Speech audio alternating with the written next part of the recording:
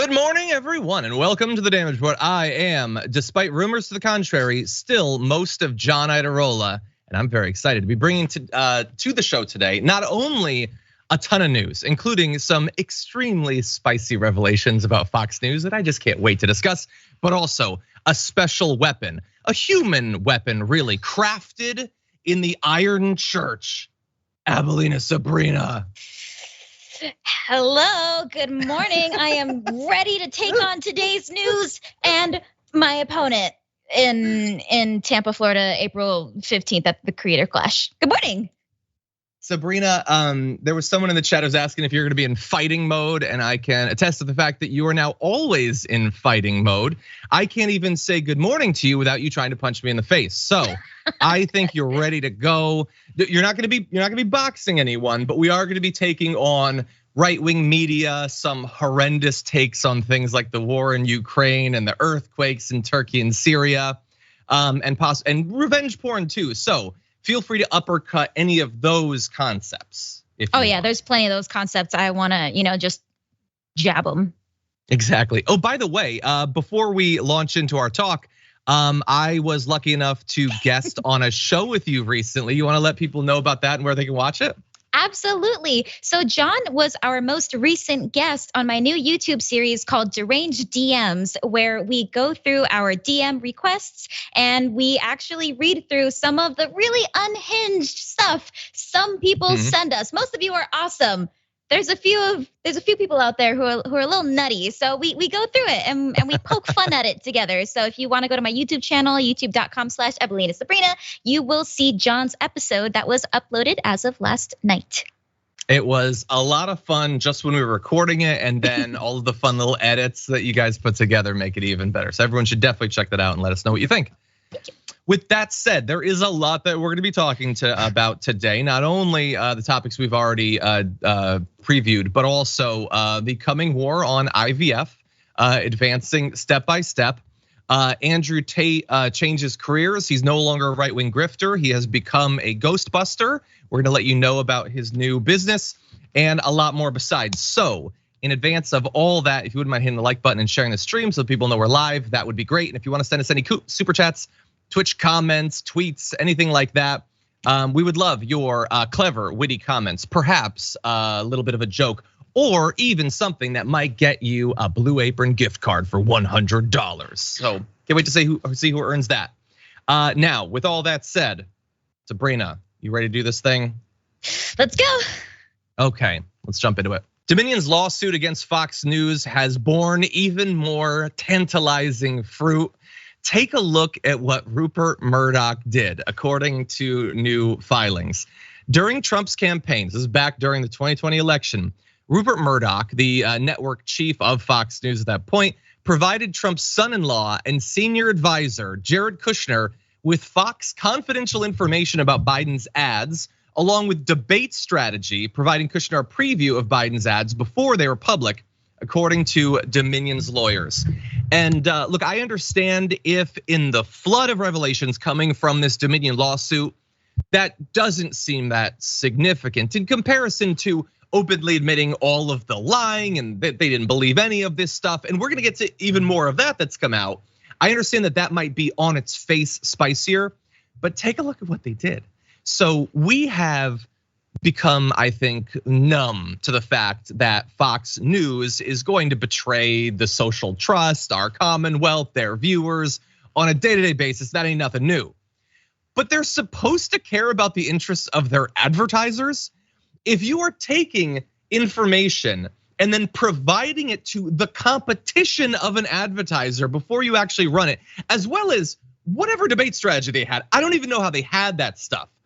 Why would you, as a political candidate, ever spend a cent on ads on Fox News again? Or if you're a brand potentially, like why would Ford give them information if they're gonna run to Nissan and be like, oh, by the way, they're really gonna be stressing miles per gallon soon, so you might wanna get out in front of that.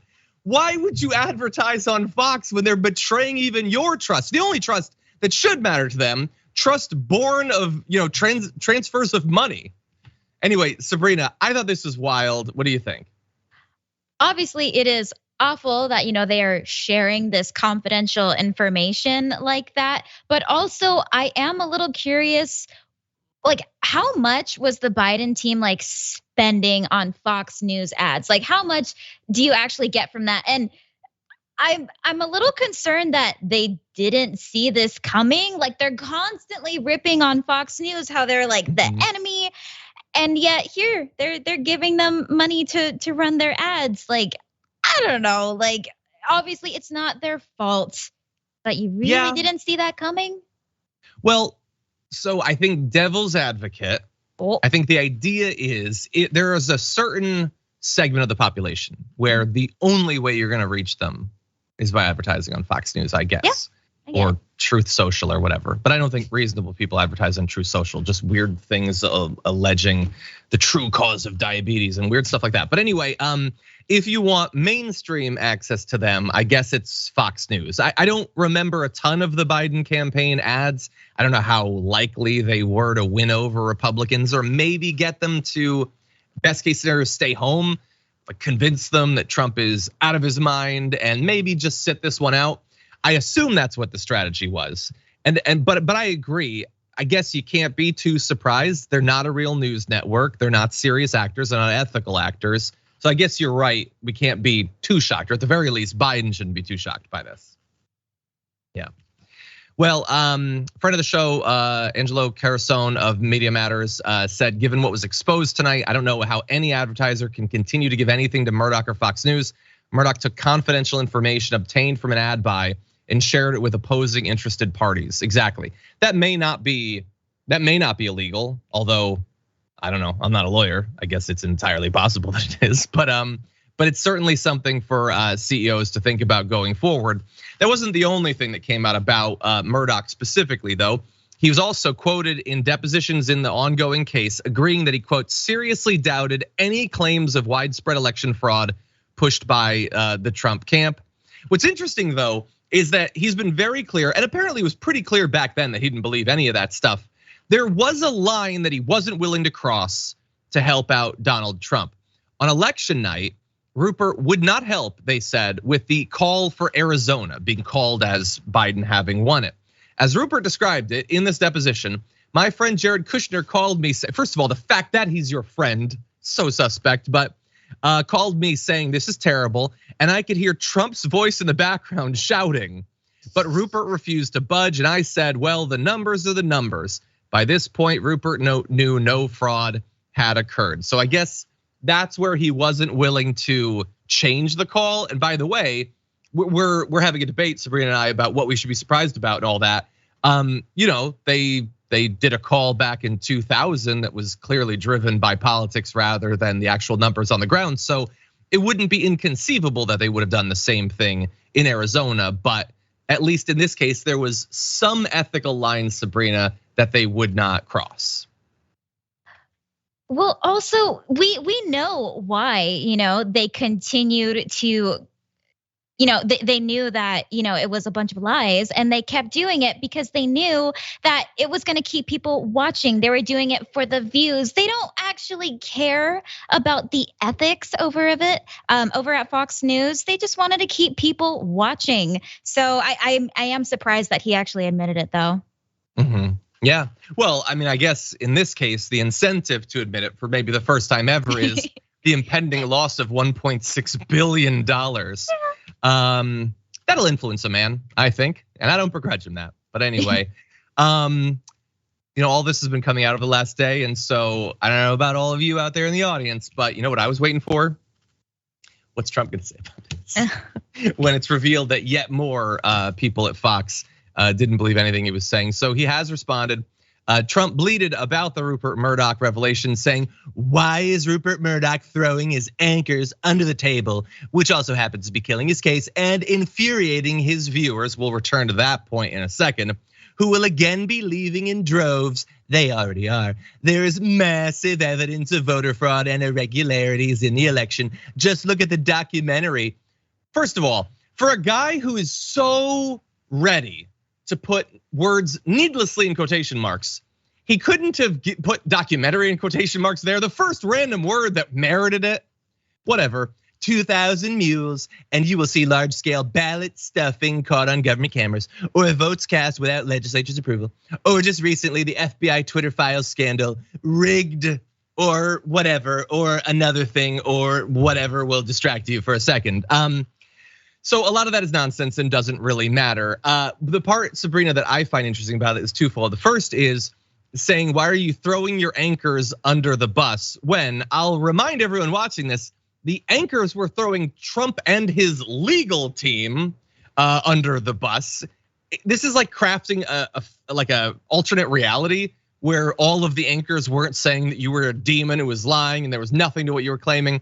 But also the savvy thing in this is that Trump is focusing on one of the main fears that we've seen throughout all of these revelations was that these people were terrified of losing their audience, and he's threatening them with that again. Apparently realizing, like they're admitting that he has power over their audience and that drives their bottom line. So I like that he's throwing his weight around in that area.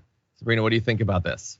So when Trump was finally like bashing Fox News because they, started to quiet down their praise for him, do you know if Fox News actually saw like a sizable dip of viewership? Yeah, so really fast. I don't have the numbers handy, but I do remember this is like in the immediate wake of the election, a little bit in anticipation of it, because Trump was attacking Fox there too. But there was talk about Newsmax and OAN gaining a lot of viewership and Fox having trouble.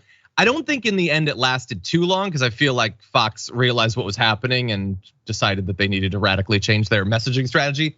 But yeah, I do think that there was some pretty persuasive evidence initially. Wow. Well, I don't think it's actually gonna affect Tucker Carlson all that much anyway, because remember, he's not news, he's an entertainment show. Yep, 100%. Yeah, I don't think he's too scared, but there was a lot of fear going around. So I wanna give you some more of the revelations. On January 12th, apparently, Fox Corp board member Paul Ryan discussed with Rupert Murdoch at that point and Lachlan Murdoch an article called "The Alternate Reality Machine" about how the quote right-wing media ecosystem created an alternate reality for those who had come to rely on its outlet for news and were the quote enablers of January 6th. Ryan believed that quote some high percentage of Americans thought the election was stolen quote because they got a diet of information telling them the election was stolen from what they believe were credible sources. Rupert responded to Ryan's email saying, "Thanks, Paul. Wake up call for Hannity, who has been privately disgusted by Trump for weeks, but was scared to lose viewers."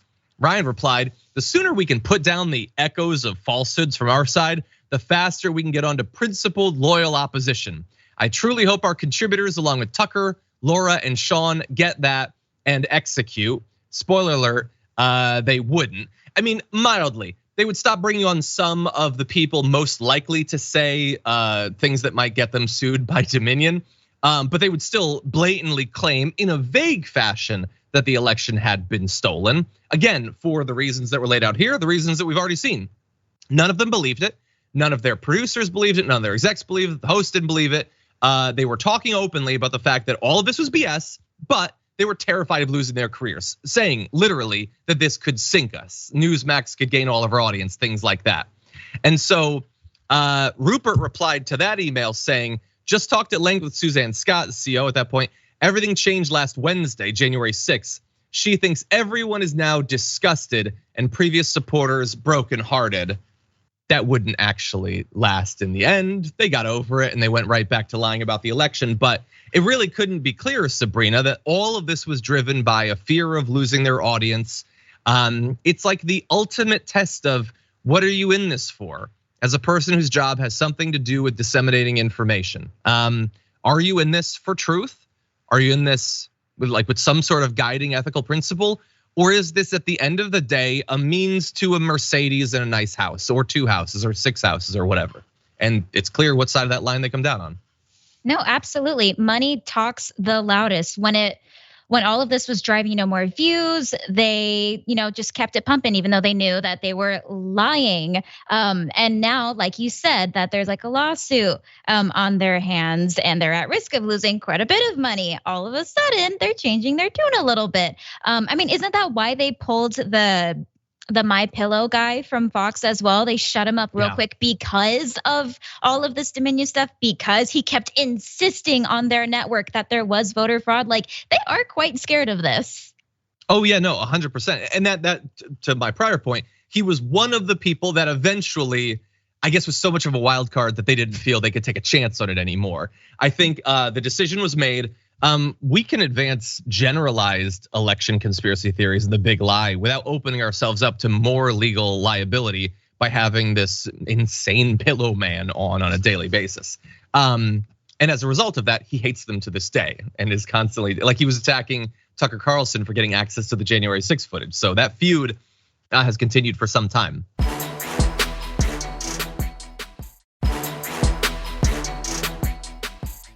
But there is more. This is one of the individual most amazing things that has yet been revealed by the Dominion lawsuit against Fox News. On January 5th, Rupert Murdoch and Suzanne Scott discussed whether Hannity, Carlson, and Ingram should say some version of, quote, "the election is over and Joe Biden won." So no weaseling out of it, just a clear statement. This is what happened, okay? He hoped those words, Rupert, would go a long way to stop the Trump myth that the election was stolen. Scott told Rupert that privately they're all there, but we need to be careful about using the shows and POing the viewers. So nobody made a statement.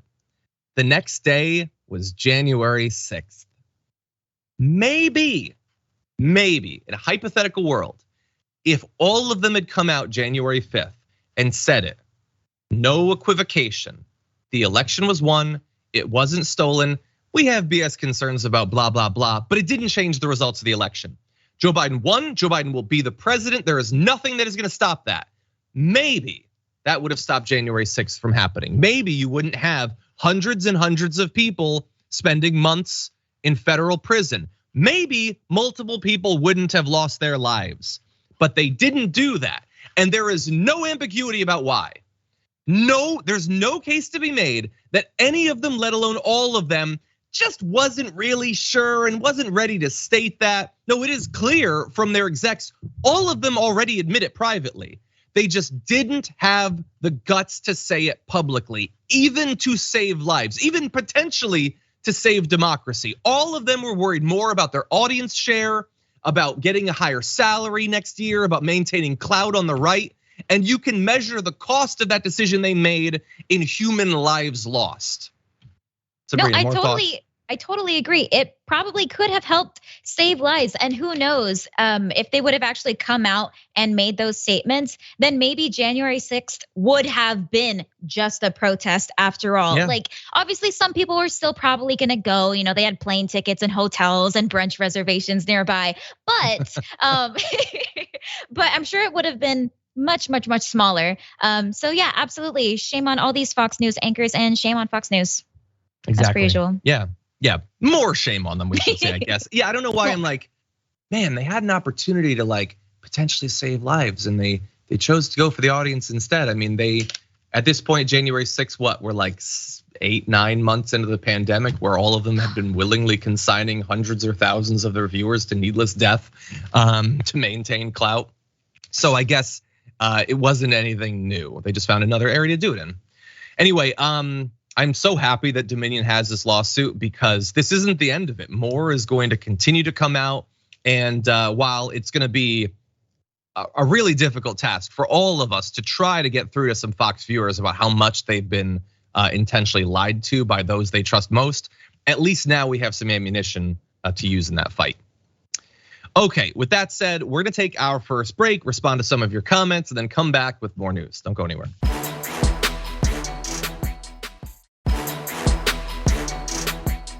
For the Democrats, this has become a virtue signal. For the Democrats, they wear a Ukrainian flag. Zelensky has become, I think People magazine is going to name him the sexiest man alive. They're in love with him. And it's become a way, a Ukrainian flag has become like a COVID mask. It's a sign to show your virtue. Yeah. Yeah, but if we're accepting your metaphor, Ted Cruz, then wouldn't knee-jerk opposition to those things be similar too? Like refusing to do literally anything to protect yourself or your loved ones from a disease just to stick it to the libs, turning against support for Ukraine just because you don't like that many Dems support it. Also, needlessly self-destructive. By the way, I know that everybody loves to throw around the term virtue signal or whatever, and I'm not saying that it can't in some case potentially have meaning. If somebody is doing something purely symbolically that maybe doesn't represent what they really believe, it isn't actually doing anything to help out anyone, then sure, label it a virtue signal. But if they're doing something that helps people, that stops injustice and evil and mass crimes, and is consistent with prior promises we've made to our allies, it's not virtue signaling, it's just virtue at that point. And I'm not saying you can't disagree about different aspects of our policy when it comes to Ukraine. We're gonna engage in that potentially in just a little bit. But this knee-jerk need to effectively, let's just call it what it is, vice signal. There's this thing that everyone agrees is good, but I don't like the people who are doing it, so I'm gonna do the opposite just to prove how edgy I am. How is that in any way better, Ted Cruz? Sabrina, what do you think? Ted Cruz anti-war? What? That's based as hell. Okay, Ted Cruz. But you're right. It's so opposite of what you would expect from Ted Cruz, considering, he is quite conservative and he loves our military like very, very much. You would think that he would be happy that we're essentially having a proxy war and we don't have to spend American lives. Like, isn't that the kind of stuff that Republicans kind of like? So yeah, kind of silly take from him, but hey, if he's anti-war, I'll take it. Yeah.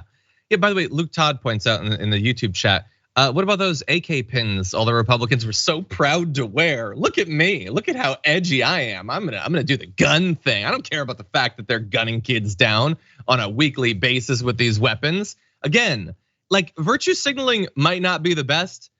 Feel like it's better than constant vice signaling, maybe for society.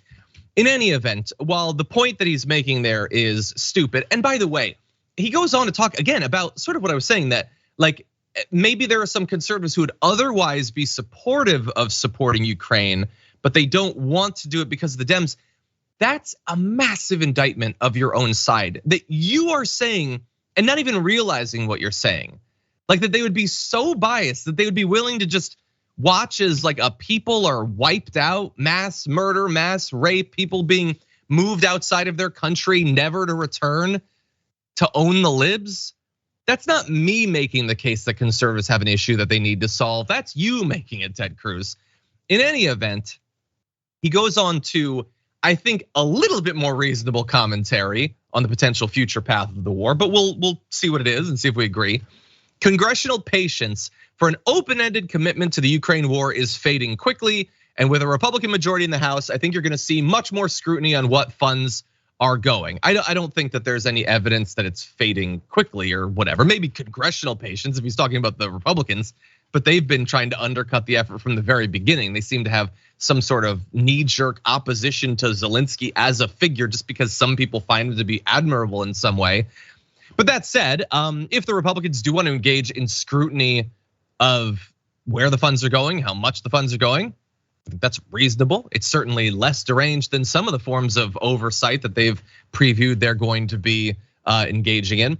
He goes on to say, by the way, I think there will still be a willingness to provide actual weaponry, to provide ammunition or weapons that the Ukrainians can use to defend themselves. I think there will be very little interest in unrestrained checks going to the government of Ukraine.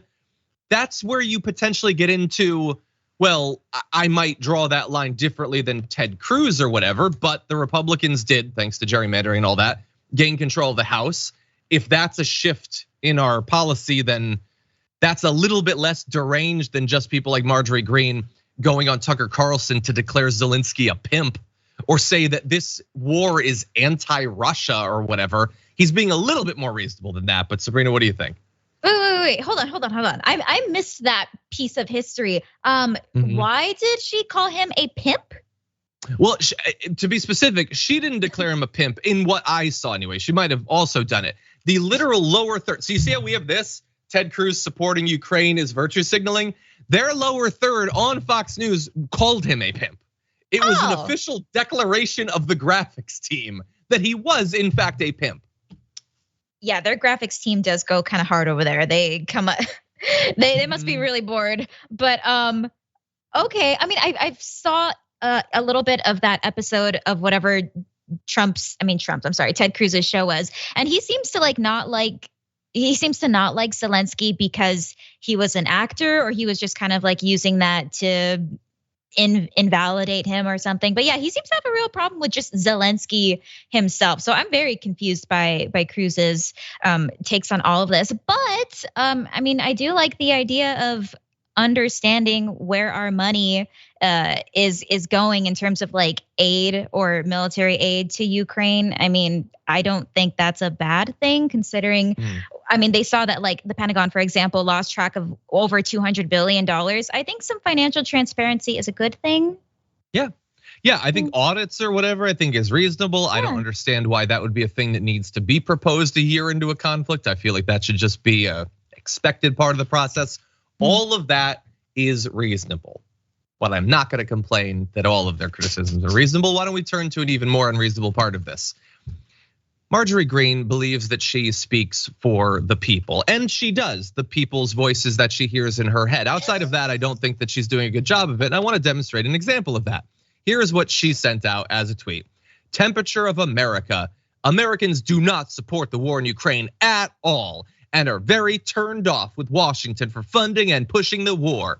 We want peace, as if that's what you would get if we stopped sending weapons there. You wouldn't get peace. You'd have pieces of what remains of Ukrainian buildings and stuff like that. That's about it. It would be conquered. It would be crushed.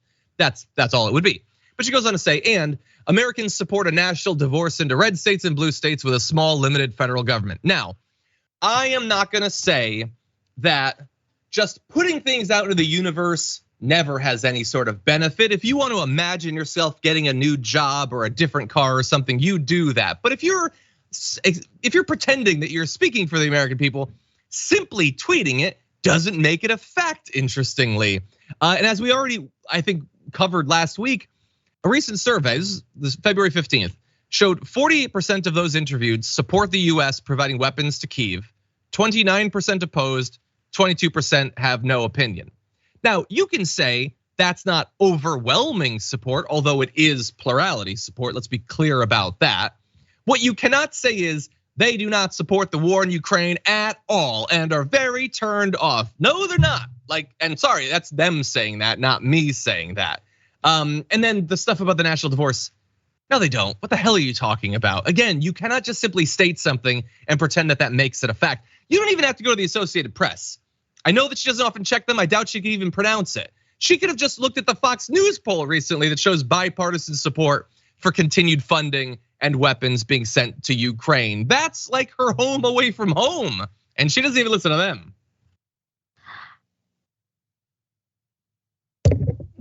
Wait. Am I reading this correctly? Marjorie Taylor Greene, anti-war? Is that what I'm hearing?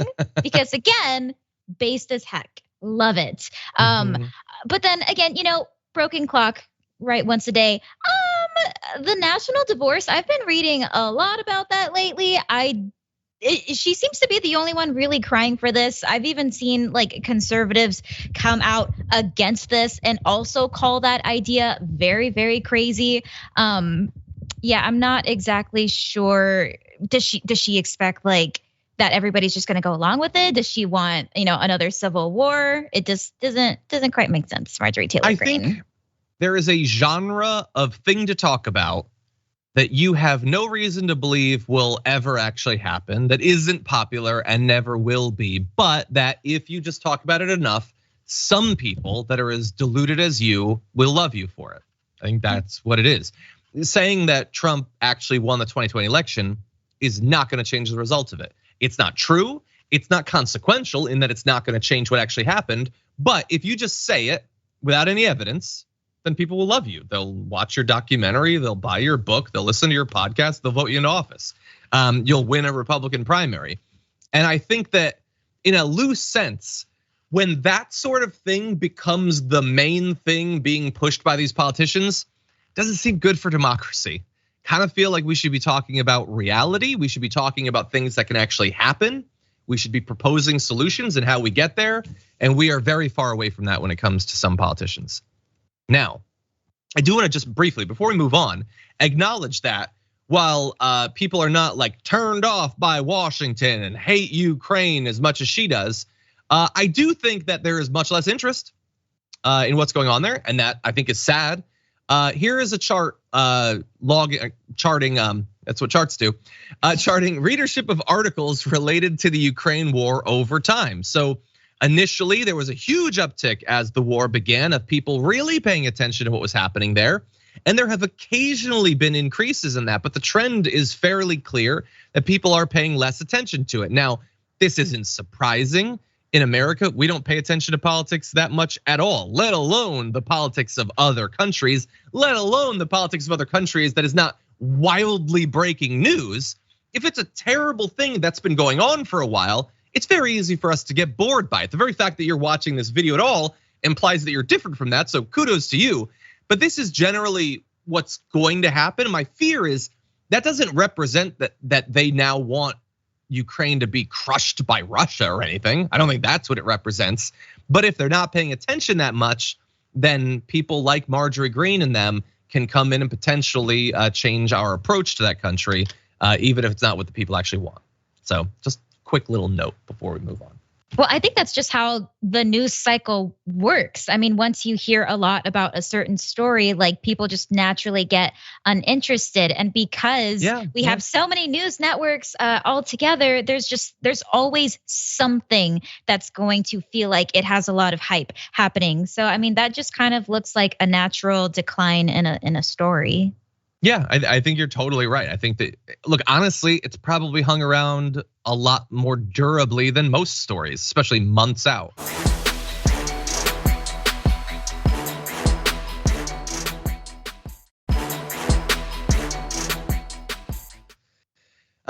Anyway, look, I want to somewhat apologize in advance. I hadn't realized when I put this rundown together that doing, I'll put this in terminology Sabrina will understand, the 1-2 punch of that story with what we're about to talk about would be a lot for people to take, but I apologize. We're gonna have to talk about Marjorie Greene for a little bit longer as we launch into this. Congress had a vote to recognize the suffering of the people of Turkey and Syria and offer official condolences for all that have lost, over 50,000 lives lost. And that may seem like the most obvious, easy thing to do ever, but for some, it's a bridge too far. 2 people voted against that. Marjorie Greene, of course, is one. Thomas Massie joins her. He's not gonna be outdone on being awful, but no, Marjorie Greene has voted against that. Here's what the resolution actually does, to give you an idea of how controversial it might be.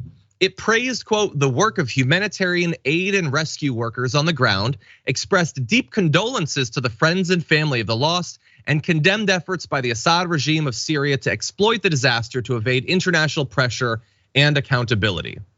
2 people voted against it. It effectively was saying, man, it's really awful what happened. It's terrible what you're going through and how difficult the recovery is gonna be and how for literally hundreds of thousands of families, you're never gonna fully recover after this. So we wanna acknowledge that. She couldn't do it. And I thought, okay, this seems mad, but there's gotta be a reason. There's gotta be something in the terminology that would trigger her. She hasn't said anything. Like she voted against this, which seems utterly reprehensible. I mean, George Santos voted in support of it, by the way. Matt Gaetz voted in support of it. Paul Gosar voted in support of it, but she didn't. And despite that, didn't feel the need to even tweet an excuse, maybe a BS excuse, something that doesn't make any sense. She hasn't even done that, at least as far as I can find. Sabrina, what do you think? This seems like such an easy slam dunk. There's not even any action that's actually happening here. I don't get it. What does she want to not be popular? Does she want to not be in politics anymore? I cannot get it. I was trying to look it up too, actually, and I couldn't understand her reasoning. I mean, if there was something in that was like, oh, and by the way, as the wealthiest country in the history of countries, we're gonna provide some money eventually. We're not even doing it right now, but maybe someday. Then I could say, okay, well, she despises everyone who doesn't live inside of America and most of the people that do. So maybe she doesn't want promises of future. No, there's nothing like that. There's nothing like that. And by the way, she has previously tried to appear right on this.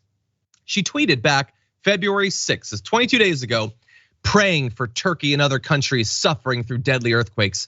Thousands are feared dead. Well, you ended up being right. Yes, many thousands of people died. And I'm sure that they appreciated your brief tweeted prayers, but when it came to official recognition of their struggle, and that's it, that was apparently more than you were able to muster. She didn't even vote present. She voted against it. She wanted it to fail. How sickening. Do you think it's possible she just didn't know what she was voting for? Maybe she just had a brain fart?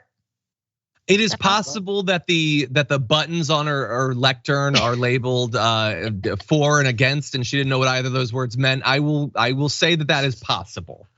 But anyway, look, as disgusting as this is, I do want to make sure that you leave this segment. So don't go anywhere. Just don't go anywhere. Understanding a little bit of what is actually happening there, because that story is still going on. Over 44,000 people died just in Turkey. Horrendous, historically horrendous natural disaster there. And now President Erdogan of Turkey has pledged to rebuild homes within a year, although experts are saying maybe we should focus on safety going forward rather than just on the speed of repairing them. Some buildings that were meant to withstand tremors crumbled in the latest earthquakes. By the way, over 160,000 buildings were demolished. They now say their plan is to build 200,000 apartments and 70,000 village houses at a cost of at least $15 billion. JP Morgan has estimated that they think that it would be more expensive. That seems like a relatively minor investment to, help so many people recover. But I'm also going to point out that he is facing pressure with an impending election, and we're also not going to forget how much he was bragging about allowing buildings to be built over the last years that were not capable of withstanding these earthquakes. So we're not going to forget about that either. And by the way, while Turkey might well have the resources to do this, we'll see in a year if it actually happens. Syria doesn't necessarily, already had an incredibly chaotic domestic situation in a lot of different ways, and doesn't necessarily have the excess funds to recover. Maybe their alliance with Russia will provide some money, but while obviously the US and Syria have, I'll say, a tense relationship recently, it's still people whose lives have been destroyed and need help. This might be an opportunity where maybe we could do a little bit of good. Maybe Marjorie Greene won't vote in favor of it, but maybe we can get some people around the globe to think of us at least somewhat warmly again. Anyway, there's a lot of people still suffering. I just want to make sure everyone knew. Any final thoughts, Sabrina? Well, I keep hearing the numbers keep rising in Turkey. Obviously, it's over 40,000 dead now. I haven't heard as much about the numbers from Syria. Would you happen to know that? The last I heard, I think it was around 4,500 people had died, about twice as many people injured. So not nearly as bad as Turkey, but still, one of the worst natural disasters of years. So yeah, devastating there too. Okay, with that said, we're gonna take a little break, catch up with some of your comments, tweets, super chats, all that. And when we return, we're gonna be casting ours back domestically, where there are some Republicans trying to split Atlanta apart. Wait until you find out what their plan is after this.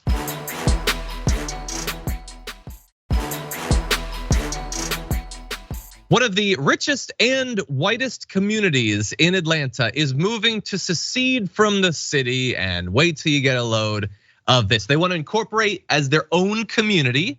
In the defense of this, coming from Republicans, and not just average Republicans there in Georgia, some of the most extreme Republicans in the state, is that this is due to the city's crime rate. They want to have more control over their own police.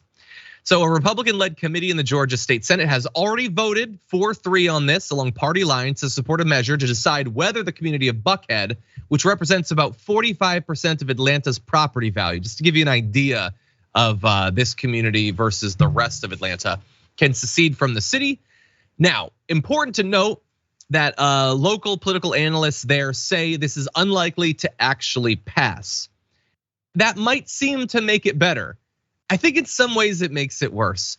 To engage in something like this, which I think the racial and political underpinnings of it are so clear, to do it when it is purely symbolic seems even worse to me.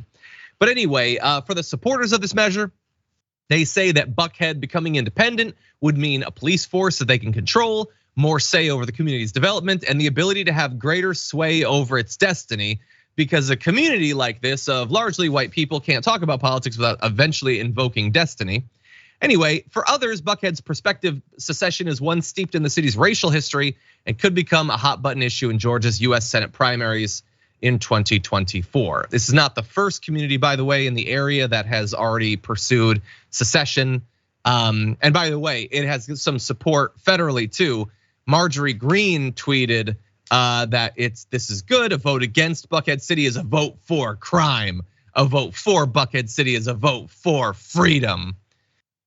And she look, I have to list her reasoning behind this though, because it ties into a larger point that she's been making in politics. She says, can they stand against the Democrats who want to keep all the taxes taken for Buckhead in the city of Atlanta? Or will they vote to free Buckhead and their hard-earned tax dollars to be able to run their city safer and better than the city of Atlanta? So if there's a part of the city that you have any kind of problem with, you can just immediately cut it off, which might seem reasonable to some of those people now.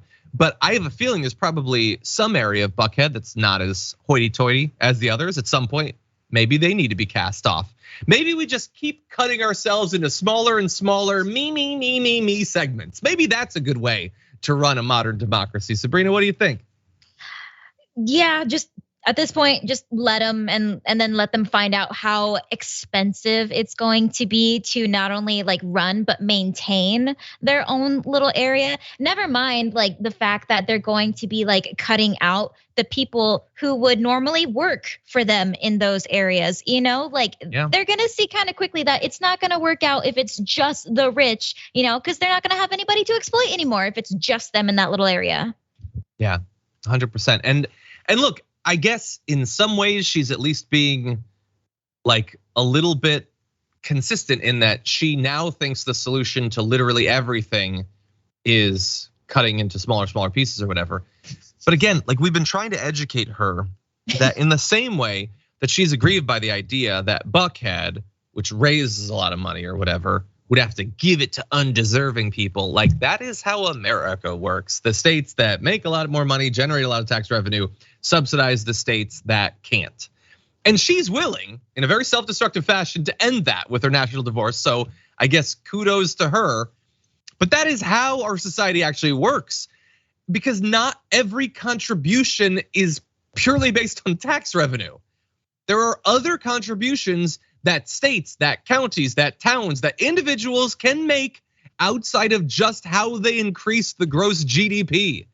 That is, again, it is this focus on wealth rather than the focus on our commonwealth, which is not purely fiscal, but that is an amalgamation of everything that makes us the powerful, dynamic society that we are. And these people that wanna like pick little holes in it and cut off little segments and everything, a society cannot stand if those sorts of people take power. So I hate to see this, particularly in this case where it is so clearly being influenced by racial politics in Georgia. Anyway, I just hate the whole thing, and her being involved makes it even worse. Sabrina, any other thoughts? No, yeah, that's the worst part of it, that it is so racially motivated. So fortunately, I doubt this will pass. But yeah, they'll probably try it again in a few years, and they'll just have to keep repeating.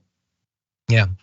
By the way, James Cruz of the Fuzzy Dragon points out that this sounds like what Piedmont did to Oakland in 1907, still one of the most wealthy white parts of the East Bay, surrounded by Oakland.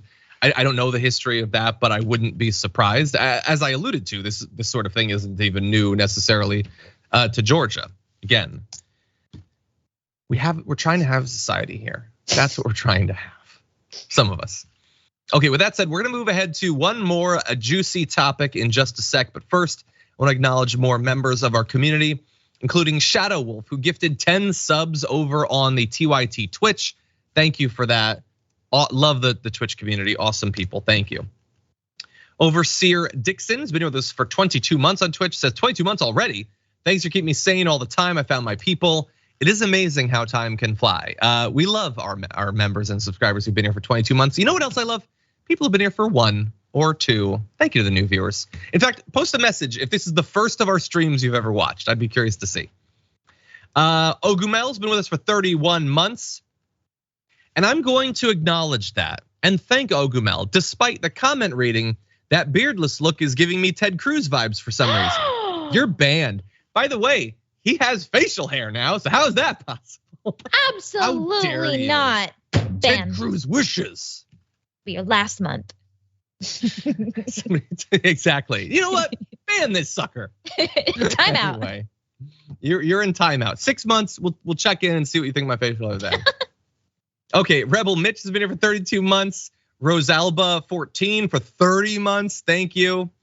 SK says in Twitch, John, I thought we told you it's against dress code policy to come into work without your beard. Do we need to call security? Thank you. By the way, someone had commented, yesterday I wore like a suit jacket and tie on the show, and someone said, clearly John got his loan yesterday. He doesn't need the suit anymore.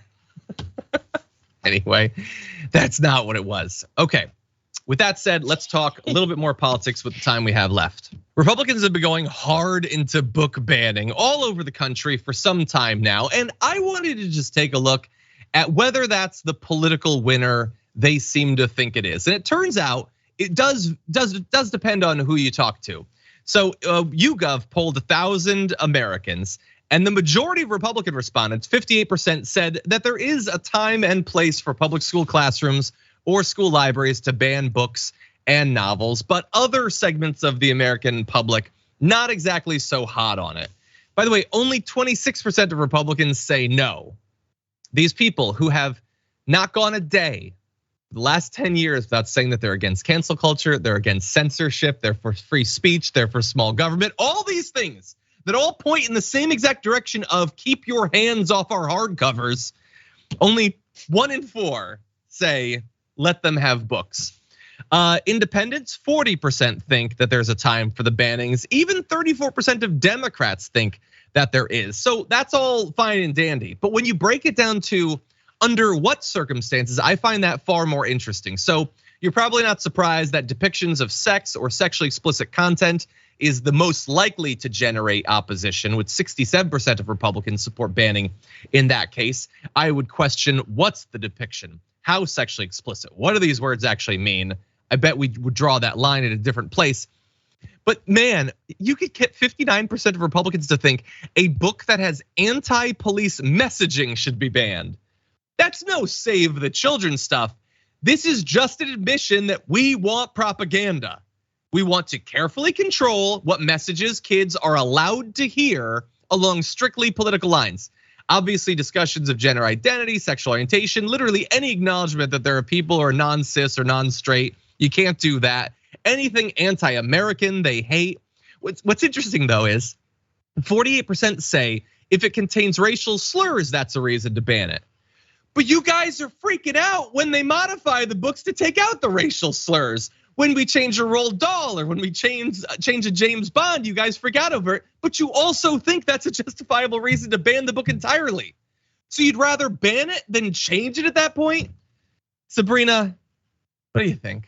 They do realize that if they actually go by this harsh criteria, the Bible would be banned. Yes. Their favorite book, the good book, would be banned. That book goes kind of hard on a lot of these themes.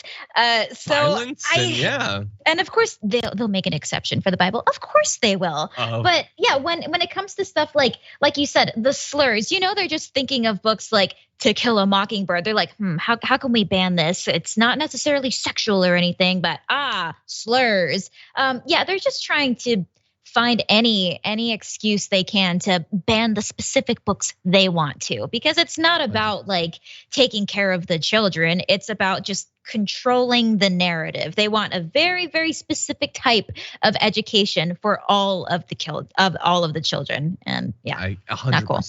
Yeah, I totally agree. Okay, that's a war that we're gonna continue to have to wage. For now, though, that's all the time we have for the first hour of the show. Thank you, everyone who's been watching on the linear platforms, listening to the podcast. We appreciate your support. There is more show to come, though, in the aftermath. Reminder to those of you who might watch the hour-long version of the show, there's clips going up on our YouTube page all the time that you might not be seeing, so definitely go check them out. For those of you watching on Twitch, YouTube, and other platforms, though, we got more to come, so don't go anywhere. We'll be right back.